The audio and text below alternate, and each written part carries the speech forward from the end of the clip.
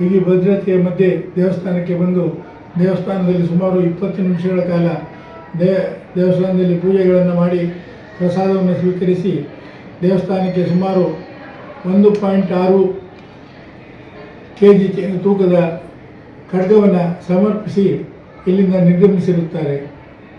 ಯಾವ ಖಡ್ಗ, ಯಾವ ಲೋಹದಿಂದ ಮಾಡಿ? ಬೆಳ್ಳಿ. ಹೇಳ್ದೆ ಬೆಳ್ಳಿ. 1.6 kg ತೂಕದ ಬೆಳ್ಳಿ ಖಡ್ಗವನ್ನು ದೇವರಿಗೆ ಸಮರ್ಪಿಸಿ ದೇವಸ್ಥಾನದಿಂದ ನಿರ್ಗಮಿಸಿರುತ್ತಾರೆ. ಬಿಗಿ ಭದ್ರತೆಯ ಮಧ್ಯೆ ದೇವಸ್ಥಾನಕ್ಕೆ ಬಂದು ದೇವಸ್ಥಾನದಲ್ಲಿ ಸುಮಾರು 20 ನಿಮಿಷಗಳ ಕಾಲ ದೇವಸ್ಥಾನದಲ್ಲಿ ಪೂಜೆಗಳನ್ನು ಮಾಡಿ ಪ್ರಸಾದವನ್ನು ಸ್ವೀಕರಿಸಿ ದೇವಸ್ಥಾನಕ್ಕೆ ಸುಮಾರು 1.6 kg ತೂಕದ ಖಡ್ಗವನ್ನು ಸಮರ್ಪಿಸಿ ಇಲ್ಲಿಂದ ನಿರ್ಗಮಿಸಿರುತ್ತಾರೆ. ಯಾವ ಖಡ್ಗ, ಯಾವ ಲೋಹದಿಂದ ಮಾಡಿ? ಬೆಳ್ಳಿ. ಹೇಳ್ದೆ ಬೆಳ್ಳಿ.